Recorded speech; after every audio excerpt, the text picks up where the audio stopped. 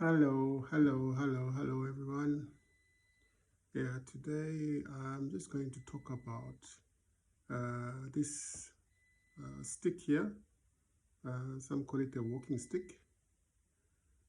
This actually belonged to the first president of Zimbabwe at independence, my dad. He had another one, a black one with the Zimbabwean flag that he also used to use, which my older brother um, took over after he passed away, as he was in African, in our culture, the eldest son takes over the father's um, walking stick um, to show that he is the next head of the family. So technically, what was supposed to happen is when my own brother passed away, it was supposed to be handed over to the next eldest um, child in my father's family, which was obviously me. But unfortunately, um, that didn't happen, as I think it was probably a lack of understanding or some other motives. My brother's son decided to take it for himself. I'm not sure whether he understood the significance, but he believed that he was the one who was entitled to it.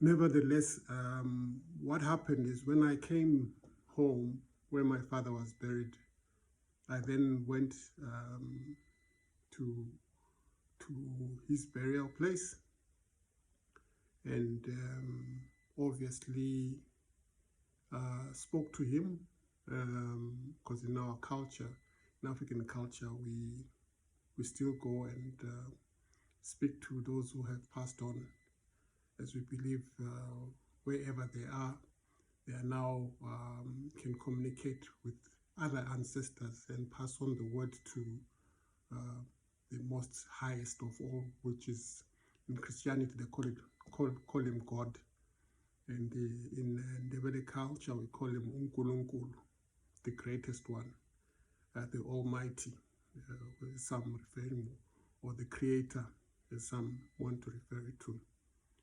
So as long as one has done that process, he can also ask for permission and blessings to carry on using whatever those ancestors left behind.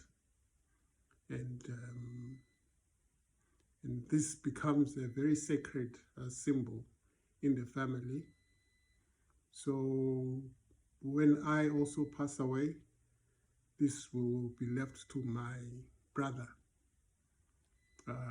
He will then take over this stick, as he will become the head of the family. And if he passes on, it then goes to the eldest child amongst us, my father's kids. So if I had an elder son, he would take over the stick. If my young brother had an elder son, he would take over the stick. But since my brother has an elder son who's the eldest out of all the children, he will then have to take on the stick. So I guess he's going to have two sticks after that. So I'm just making this video so that they can also understand the significance of this stick. It's not just any stick, it's also a stick of leadership, because I believe the way he was given the stick also is a symbol of power, not only within our own clan but also nationally. It's similar for those of you who know Joshua Nkomo. He also used to carry, his stick was a bit shorter than this one, and that stick also is also a symbol of their family, but also a symbol of power, of leadership. So if I'm to return to active politics, I'll probably have to carry this wherever I go as well, because it's almost like I'm walking side by side with my ancestors. And in African culture, they believe that they'll be protecting me and giving me the necessary wisdom through whatever process to make the right decisions in my leadership career. I suppose the same principle would apply even if it's business. If I wanted to do certain things in terms of the businesses I run in my life, or want to make certain decisions, if I probably kept this in my office or wherever I'm doing my business, it's also a symbol of that they'll be there to guide me to make the right decisions so that my business becomes a success. I believe everything in this life is about belief. If you believe in something and strongly believe in it, it will become true. It becomes a reality. So sometimes we take some things for granted because some of us have been taught the cultures and values of other nations and people. We tend to trivialize our own. But I would really encourage those of African descent to try and look back and do some research and try to understand your own cultures. Because, if you look at other countries, even if you go to other foreign countries outside Africa, you'll see they also try to maintain their own cultures. The difference is that they've managed to convince us to embrace their cultures. But we have not done much to convince them to appreciate and understand our own culture. I know there's been also a negative saying about African culture being associated with everything that is bad. I think in every culture or religion, there are bad connotations to everything. So it's a matter of choice. You have to choose what you think is good and what you think is bad, and leave out what you think is bad and focus on the good. There's a lot of good that comes from African culture. So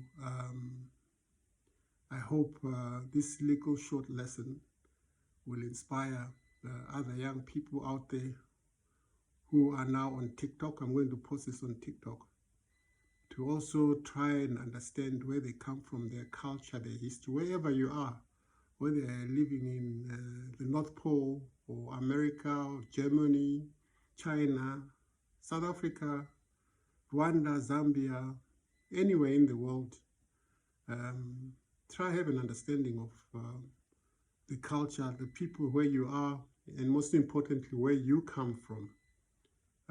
It's quite relieving to know who you are as a person and where you ought to be. This is not to suggest that you abandon whatever beliefs that you've grown up to believe in, but take time to also try and understand what you might not have been taught when you grow up. Most of us, me, I can speak for myself, there's not much that I learned from my own parents in terms of our culture, because they were Christians. My father was a reverend and later studied religion and became a professor of religion. So though I think he also, in his studies, he also touched a bit on African culture, because it was part of his thesis to try and understand how the Bible relates to other cultures across the world.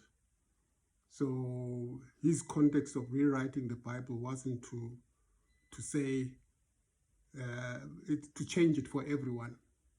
He was trying to say, let it be written in a context that every person from different nations with different cultures can relate to what was trying to be taught in the Bible.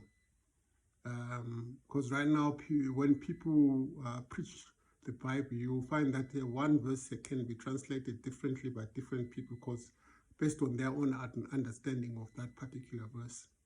So imagine if a person was to actually relate to the Bible in the context of their own traditions and values, how powerful that would be. So that is basically how I understood it. I might be wrong.